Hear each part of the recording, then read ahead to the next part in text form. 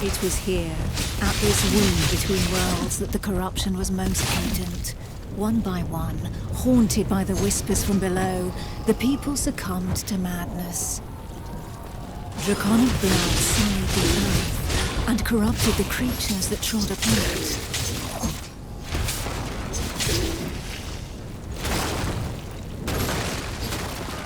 Pitiful in their wretchedness, and too weak to resist the command of their new masters, they drank the blood of the dragon and gave in to depravity.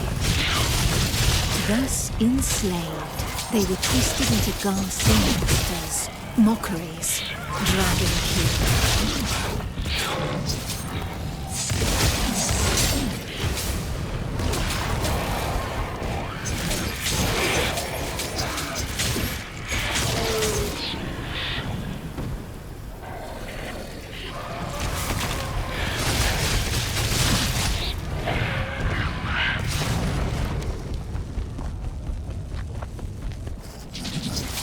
Men, women, children, animals.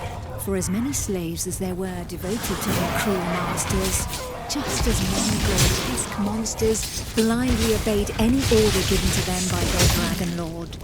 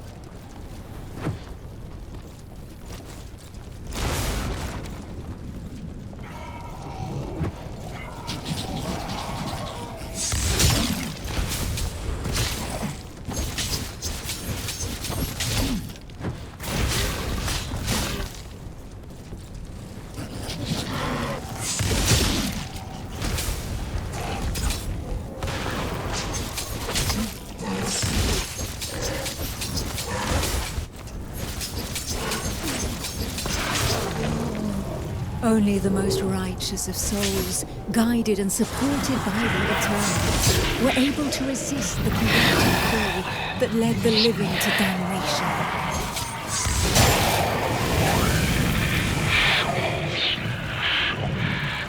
These righteous few bore the feeble flame of man through the darkest shadow, and though it flickered, it would not be extinguished.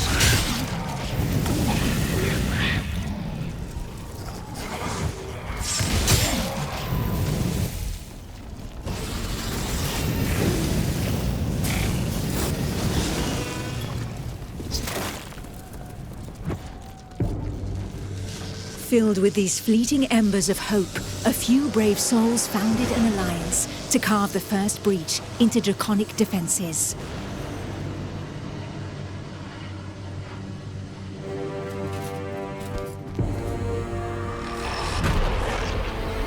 Here, the Dragonkin's power was strong. It fused our world with that of the Banished.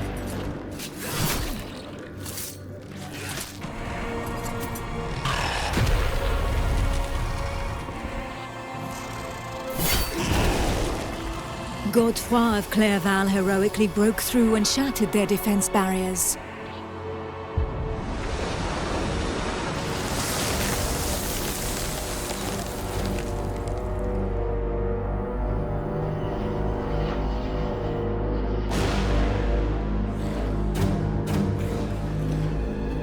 This act of bravery, a feat of the righteous alliance of men, allowed me to lend aid to the Knights of the Order of the Eternal.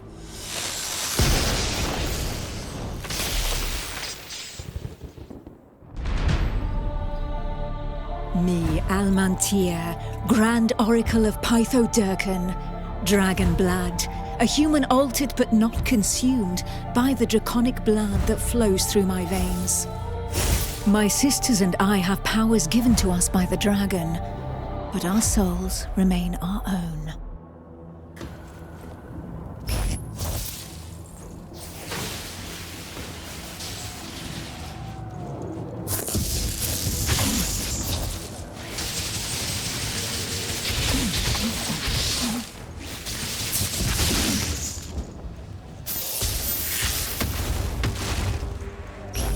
neither dragonkin nor entirely human, and afforded extraordinary abilities by our forebears.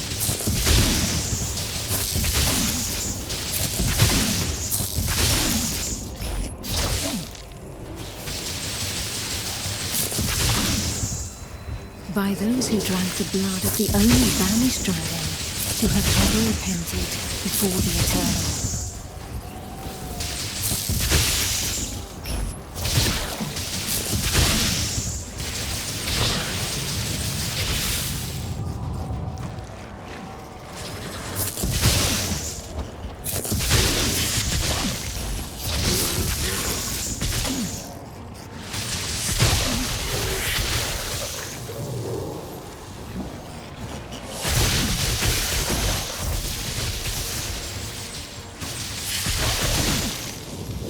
These few drops of draconic blood connected our thoughts to those of the dragons.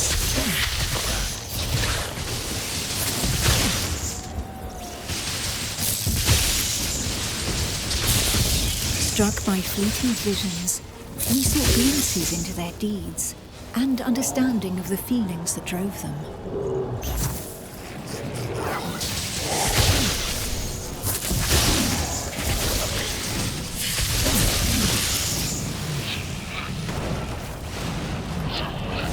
With that understanding came a validation. We soon learned that we were at the mercy of their whispers. The voices threatened to consume us, with no hope of salvation.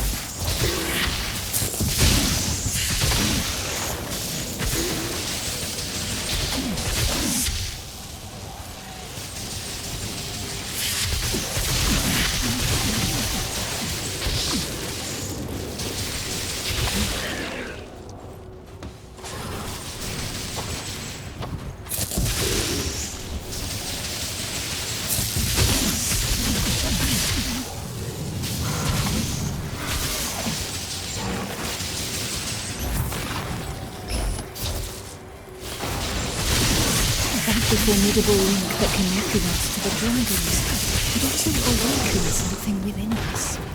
We lived strong in the certainty that the Eternal had pardoned us for the draconic corruption in our veins.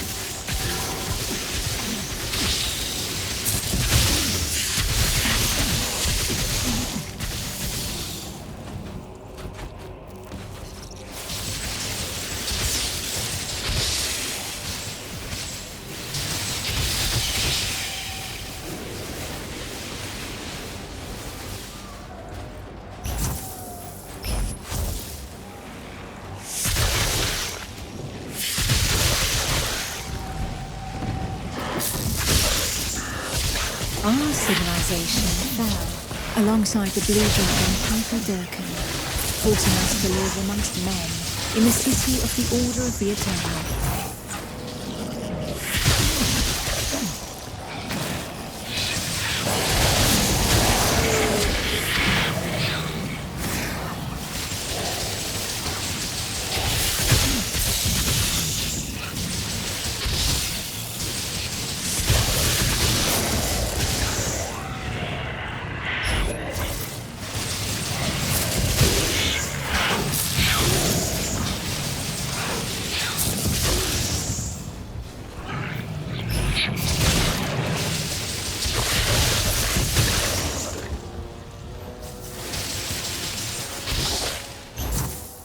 Closer to the breach made by Sir Ichnog, Godefroy, fighting fire with fire, confronted the draconic hordes.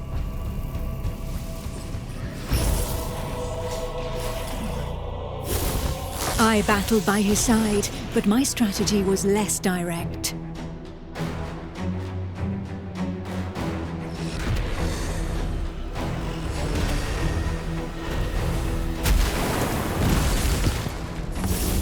My draconic power allowed me to open up a passageway for the men of Nuragard, all of them prepared to make the ultimate sacrifice to save what remained of humanity.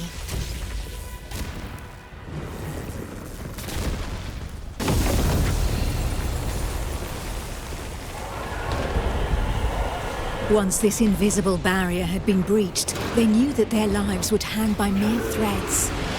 But these warriors from the north cared little for the uncertainties of our plan.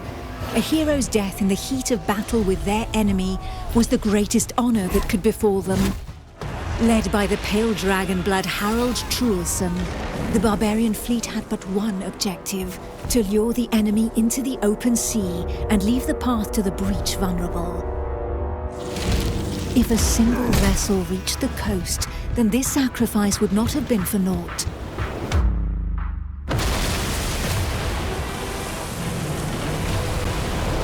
Harald Truelson reached the hostile shore and avenged those fallen from the Toil clan.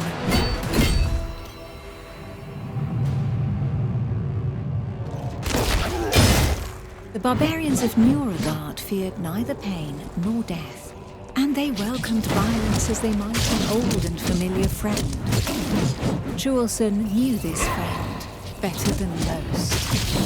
His existence thus far had been one of suffering, of hardening his resolve, and of preparing to endure the worst of torments, without losing the one thing of value every warrior of his clan held dear: his soul. While the Knights of the Order of the Eternal had always been forbidden from making use of dragon's blood, the warriors from the north, staying true to their lands, had taken this risk. A select few, highly trained clansmen, risking their lives in the process, had successfully imbibed the pure dragon's blood without succumbing to the corrupting voices. Among them was Truelson. To become a dragon blood barbarian, he paid the ultimate price and cast away a portion of his humanity. In exchange, he received draconic powers that he put to use for the Toil clan, the Eternal and humanity at large. And even if all of these, from Montesky to Nuragard, recognized the courage and sacrifice of these brave warriors, there was not one that did not also regard them with sincere disgust. While there could be no doubt of their loyalty to Toriel, defender of the Eternal, their bodies, defiled by the dragon as they were, drove the rest of mankind to reject them. Truelson, for his part, cared little for his appearance. What did this matter after all, as long as his soul remained intact?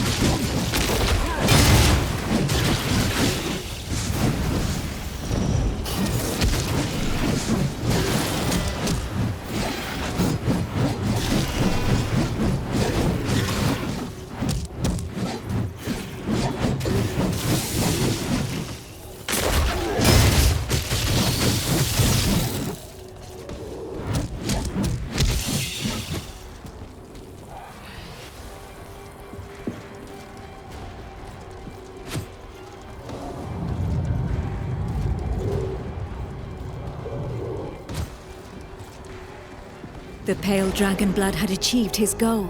The Alliance's plan, as unlikely as it was to succeed, could run its course.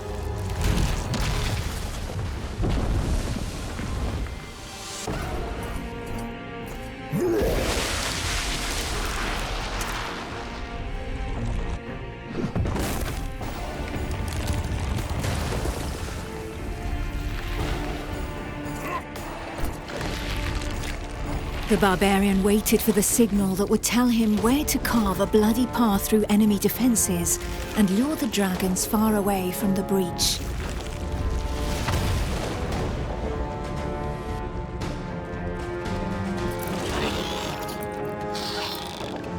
The Kongirati nomads, every bit as proud and as fearless as the warriors from the north, joined the alliance of men to help push back Sor Iknog, the Crimson Dragon. Sitting astride their draconic hybrids, these tracker archers faced the dragon steadfastly and seemingly without fear. Not one would allow the enemy to make easy prey of them. Hides, wings, teeth, blood. For the Kongirati, each draconic monstrosity was not only a threat, but also a quarry from which they could gain valuable resources.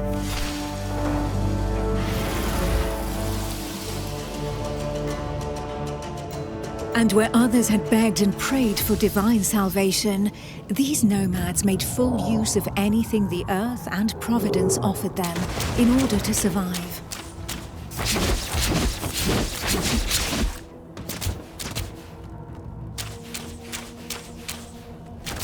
Their master tracker, Eula, however, did not see things in such stark shades of black and white. Of all those who made up their number, she was the first to recognize the value of this eternal light. She rejected neither the ancestral traditions nor the tracking of the dragonkin, who had made it possible for the Kongirati to excel in the arts of potions, alchemy, poisons, and draconic hybridization. How long would her people be able to continue traveling freely if the corruption were to poison the entire world? It was for this reason that she joined the alliance of men.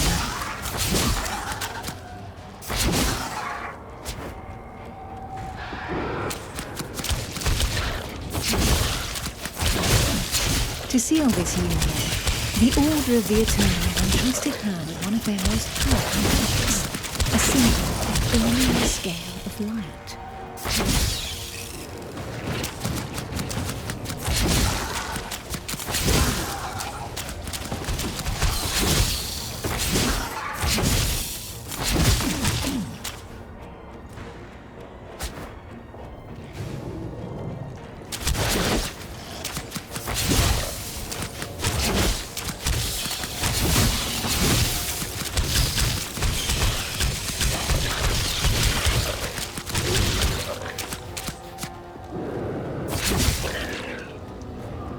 If the legends are to be believed, this scale had been pried from the hide of one of the Drakeels in the heat of battle, back when its wings of light had pushed back the banished dragon lords that ventured too close to the surface.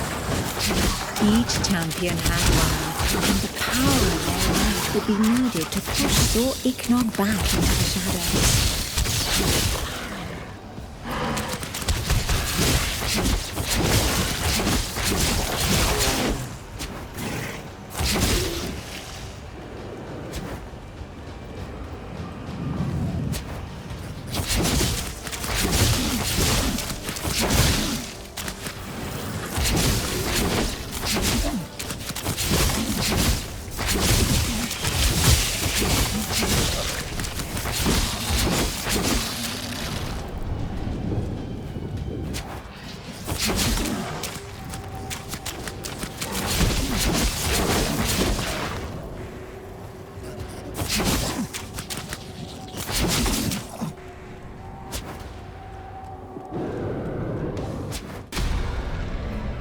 It was up to Eula, armed with her scale of light, to cast the invocation. She would then know whether she had been right to put her trust in the Order and in joining the Alliance.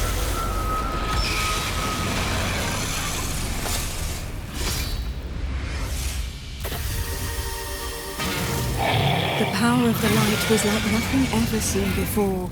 We heard the Dragon Lord howl into our minds, racked with pain and rage.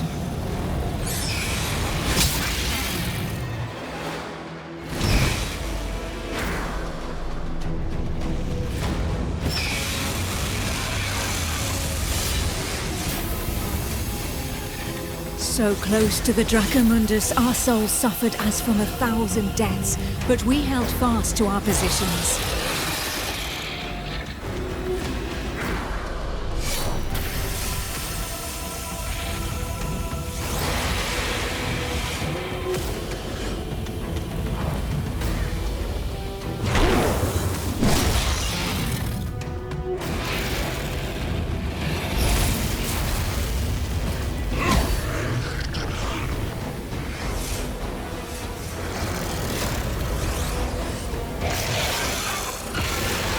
Inch by inch, the divine light pushed the corruption back into the breach. And it was thus that the banished lord saw Ignog disappeared once more into the shadows, where he would suffer eternal retribution.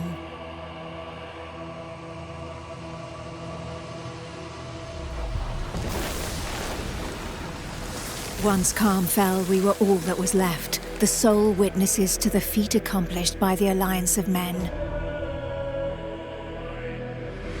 But more than ever, we knew that the taint of draconic depravity still festered in the depths of the abyss, impatient to break free once more.